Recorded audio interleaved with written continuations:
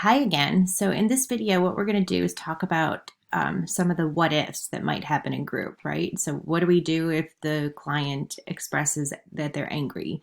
Or what do we do if they don't want to participate? So maybe some of the challenging situations that we might encounter.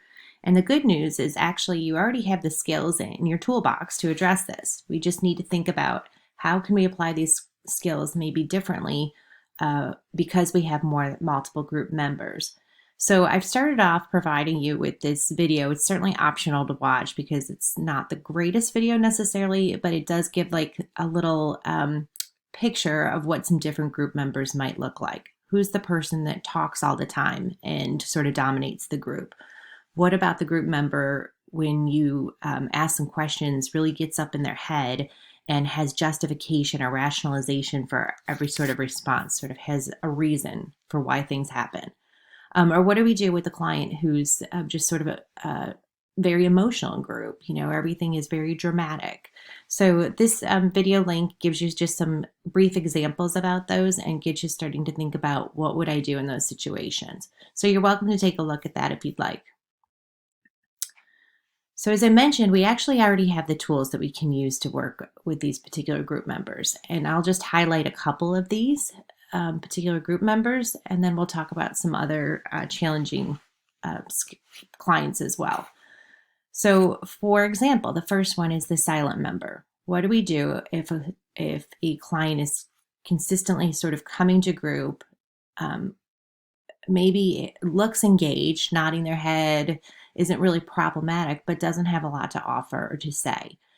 Well, one of the great things with group is if your group is really working well, your members will do some of this work for you. They will tell this, they will reach out to that quiet member and say, you haven't talked, what do you think?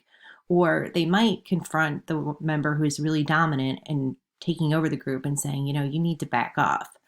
So, really strong working group, you have the advantage of your members sort of helping you process that. But if your members are not doing that, and it's our responsibility to ensure that that happens as well. So for the example, the silent member, we can gently nudge them and help increase our participation. We can ask some leading questions and very specifically sort of point out that member. We can do sort of a round robin style so that our members are included in that process and they sort of have to answer. But when they do answer, it's important to give them some praise and some reinforcement so it encourages their continual participation. On the other hand, if we have a member who's very dominant and sort of always has a response and always sort of takes over the group process, we don't want to necessarily discourage them, but we do want to maybe help so that our group is more balanced. So we may not specifically point them out, or we might actually allow this client to know that they're being overly talkative. Maybe that's something that they need to work on in their own relationships outside of group, that they don't, that they're interrupting or they don't give others time to process. So we might actually use this as a learning tool and point that out to our member and say, we need to allow other members an opportunity to talk as well.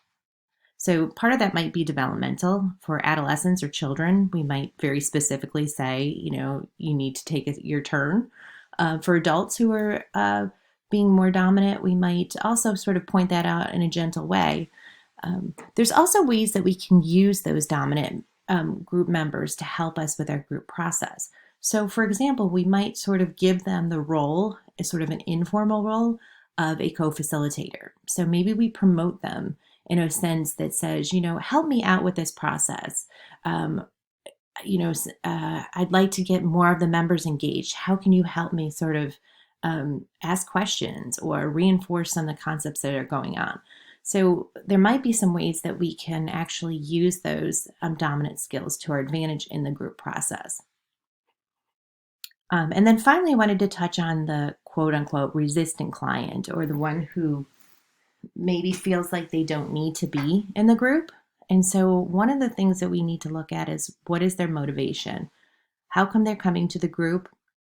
What do they want to get out of it? And how can we latch into that motivation to increase participation? Again, that's no different than if we're working with individuals. And finally, with any of these type of group members, the ones that are participating, not participating, maybe that are always have something negative to say, we really want to assess how does it impact the tone of the group? Because remember, last week we talked about group dynamics and group cohesion. And if we have strong, positive group cohesion, we know that we'll have a working group that's going to promote change. If we have members that are negative or kind of contributing to not participating, then it's going to have a negative impact on our group participation. So we want to help do what we can to change those dynamics. One thing that we want to assess is to look behind sort of the reason why, which again sort of taps into that motivation. But we want to assess, what is it that might be contributing to this person not participating? Perhaps they're an involuntary group member, so they've been court ordered or they've received some pressure from family members. I know we have a couple group members in our role play that feel that way, that they don't need to be there necessarily, but they've been sort of pressured to come. And so we want to get a sense behind that. So for for legal system, we can also say, we can recognize, I understand that you might not want to be in this group. So validate their feelings, but also encourage them to say, in order for you to successfully contribute or to successfully finish this group and for me to provide a report back to the court, I need you to do XYZ. I need you to come to all these groups. I need you to participate to some degree. And I'd really like for you to help other members learn from your experiences. So provide a role for our members to contribute. Another reason why we might be getting some resistance or some we might want to look at their motivation with regard to stages of change. Where are they in this process of making changes in their own life? Do they recognize that there's issues? Are they sort of in the ambivalent stage? And finally, we might want to look at those where we see exceptions. So if all the group is talking about, and we've used this as an example in our class, if all our group is talking about their children and one group member doesn't have children, do they feel like they are able to contribute and participate in that group? So instead, maybe we shifted the topic from children to relationships so that it's more inclusive. Because if we're feeling like you're the only person that has a particular problem, they are not going to be as willing to share that particular problem. And then finally, just we want to consider some logistics of groups too. Maybe they thought the group was about a different topic, and now they're thrown into a group that's about something different than they hadn't anticipated. So they might think that the group is about parenting skills, but they get to the group and they're really talking about different relationships. So it might not be an appropriate match for the group. There might be some legitimate concerns related to things like transportation or accessibility to the group and actually just getting to the group itself. And finally, just feeling safe and transparent in their ability to contribute to the group process. So we want to really set that stage early on to help our members feel like they are valuable, that their opinions are validated, and that they're welcome in this group. So what can we do if we encounter some challenges in our group? Well, first we can lean back on our very foundation skills at the very beginning of the group and let them know what are some of the rules for the group, what are the consequences for participating or not participating in the group. So we want to fall back on our informed consent. We may set some limits as to how much we allow or not allow our group's members to participate. We might say, you know what, it's okay for the first two groups to sit back and observe, but after that, we expect you to contribute. And make sure you follow up on that. Encourage a non-judgmental, safe environment. So again, that's setting the stage. Looking at the use of I statements is helpful. So we can teach our group members to share information using I statements, which helps also with constructive confrontation. So if there's members that want to express their concerns or frustration, they can do it in a way by using I statements that makes it more about themselves and less about the others in the group. And finally, this is sometimes hard to do, but don't necessarily take it personal. So if a group member is frustrated or they don't want to participate, or they come out and tell you that the group is stupid and dumb and they're not learning anything, that can be a lot more about the group member themselves than it is about you. So sometimes it's hard not to take those things personally, but it truly is about them. And finally, I wanted to share just a little bit about group conflict. What do we do if two members are sort of going at it or confronting each other in a way that's not so appropriate? Again, we can lean back toward our rules and let them know, these are the guidelines for our group. This is what's acceptable. This is what's not. We can block the conversation. We can say, you know what, we're not going to talk about this particular topic. This is not productive and it's not appropriate for our group. And then we can also have two group members potentially work it out. And I'll share with you a video of that in just a moment. But finally, also, we can say, you know what, perhaps we talk with group members after the group or outside the group, or perhaps we even say this is not healthy for the group members and we might potentially have to remove a group member from the group. That's not ideal because it's not helpful for the person who's in the group, and it's not helpful for other group members to learn how to resolve conflict as well. But on the other hand, we do want to protect our group members and keep the environment safe. Okay, so here's a short example of a group facilitation process where two members were having a conflict with each other, and the facilitator helps them confront them. David, it's already been a week. We had a really full session last week.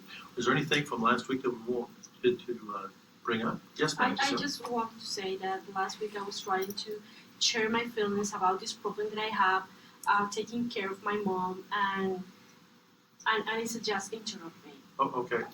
Giselle, I see that you have some frustration and concern over last week, something we had going, and it involved Nisa. So I'd like to find out, were you willing to go ahead and enter into a dialogue with Nisa to find out about how we can resolve this? Yeah, of course. Nisa, are you willing to talk with her to see what's going on here? We work together? Okay. Yeah. Here's how we'll do this. I'll ask you, if you will, to cite a specific and recent example of what you were concerned about. And I want you to tell that directly to Anissa and explain it to her, talking to her, if you will. Anissa, the last week I was trying to share with the group what were my feelings about taking care of my mom who's sick, and you just interrupt me, and I feel so frustrated and devalued and really sad that I really can't share my feelings here where I'm supposed to. I came here to do that. Giselle, thank you for sharing that. You said you felt frustrated, devalued, and sad. Yeah. Were the emotions that you were feeling then last week? Okay. Nisa, will you mirror back to Giselle what you just heard her explain to us, please? Mm-hmm. I guess I just heard her say that So, will you speak directly to Giselle? that you felt sad that that I didn't let you talk about your stressful situation, and I just interrupted you. I apologize for that. How did she tell you that she felt?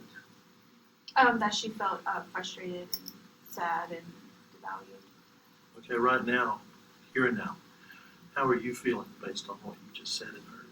I feel bad that I made her feel that way, and I'm just I wish I wouldn't have done that, and I just feel horrible about it. So. Thank you for sharing that, Anissa. Giselle, will you please just mirror back to Anissa what you've just heard her tell you?